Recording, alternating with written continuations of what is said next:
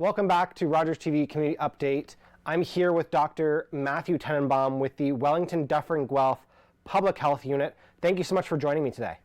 My pleasure. Thanks for having me today. Yeah, so something is going on within our public health area. The measles have become kind of this hot topic. Dr. Tenenbaum, can you talk a little bit about what the measles are? Sure. So measles is a virus. It causes infection, can make people quite sick.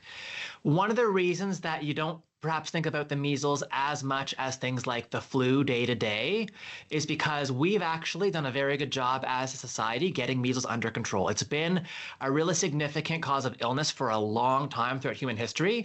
But around the 1960s, we began to roll out vaccines against measles, which have really brought this disease under control.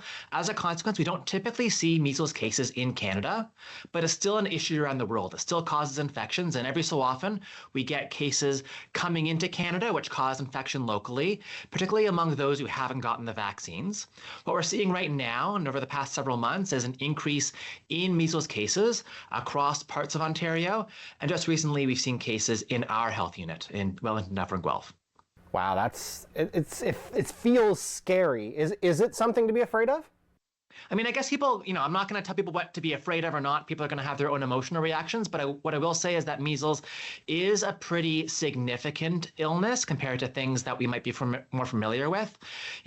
It's a scenario where some people will get it. They'll get a fever. They'll get, runny nose, cough, and it will get quite bad, but will get better. But other people will develop longer term problems. Maybe they'll get lung infections or ear infections. Some people can actually develop inflammation of the brain as a consequence. And unfortunately, some fraction of people who get measles will die, and that's particularly an issue among those who are not vaccinated. And when measles was spreading before we had vaccines, it was almost inevitable that people would get the measles infection at some point in childhood, and we did see a lot of childhood deaths in the pre-vaccine era as a consequence. Fortunately, it's less of an issue now, but it just speaks to how important those vaccines are. Yeah. So how exactly do the measles spread? So measles, unfortunately, spreads really, really easily. It spreads through the air from one person who has it to someone else. I think people are familiar with COVID and kind of the way COVID spread during the pandemic, and they knew that if you were nearby someone and they coughed or sneezed and got their sort of wet droplets on you, that might be a way to catch COVID. With measles, unfortunately, it's even more easily spread. It spreads through the air. So someone who's talking or coughing or just even breathing, they will be expelling this virus into the air around them. That virus can stay in the air, move in the air. It takes a long time for it to actually fall out of the air. And so you can be, somewhere else in the room with them, but not nearby. You can be in a different part of the same building. You can be in a building up to 2 hours after that person with measles leaves, and it'll still be in the air, and you can still breathe it in. And unfortunately, if you're not vaccinated, you can still get measles. So it is really easily spread through the air. And just to kind of make an example, with COVID early on, we had an estimate that for every sick person, they would probably infect on average between 2 to 3 other people. With measles, it's somewhere between 12 and 18 people who will become infected from a single case if people don't have vaccines on board. So it's really, really infectious. Wow.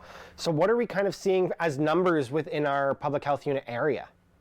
So we've just found our first measles case in our health unit area. This is someone we learned about on the weekend, and our team has already begun following up and responding to make sure that they're doing what needs to be done for them.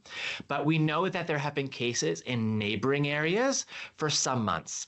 Thinking about health units sort of along the Lake Erie coast, Southwest Public Health, Grand Erie Public Health, they're dealing with the epicenter of this outbreak, and we're now seeing multiple hundreds of cases when you take their experience plus all the other health units that are affected. And we're just beginning to see, again, our first case in our area, but we probably will see more as the situation evolves, given that things are still in the increase right now. So it is the time when people ought to be thinking about the risk increasing, and in particular, making sure they've gotten the vaccine if they're overdue and haven't gotten it yet.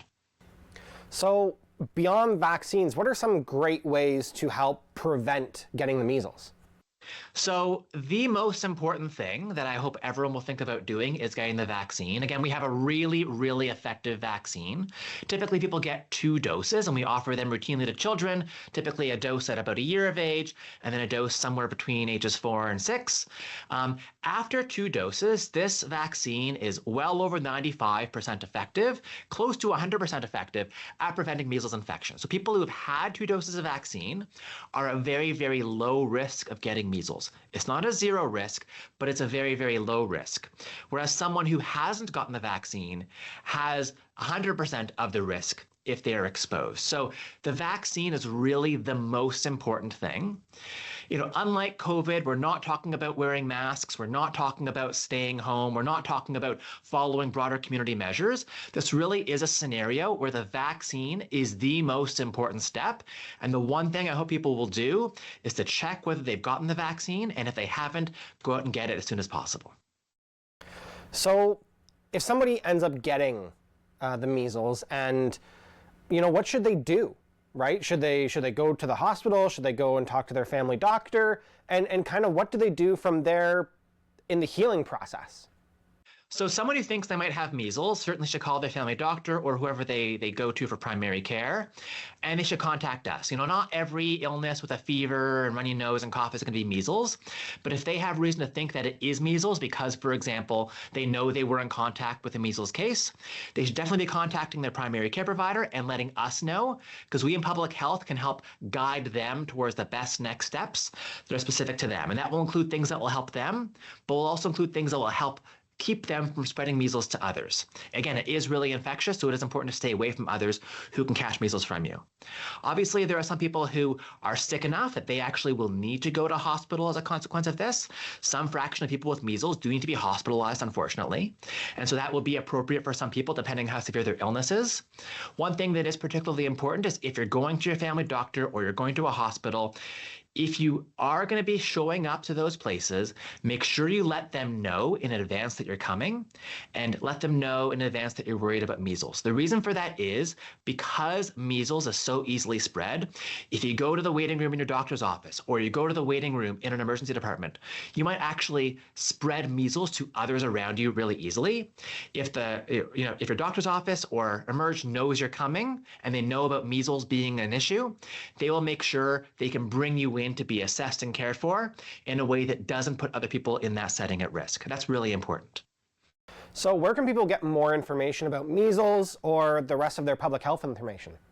So wdgpublichealth.ca is our website. It has information about measles locally. It also has information about a whole host of other public health topics. We do have information up there about the recent measles case that we know about in our area.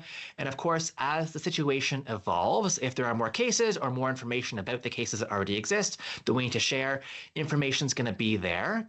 It is really important that not only do you look there, but if you're listening or watching to this talk right now, think about where you usually go for your healthcare. Think about where you usually go for your vaccines. And again, check to see whether you've had your measles vaccines. Check to see whether your children or family members have had their measles vaccines.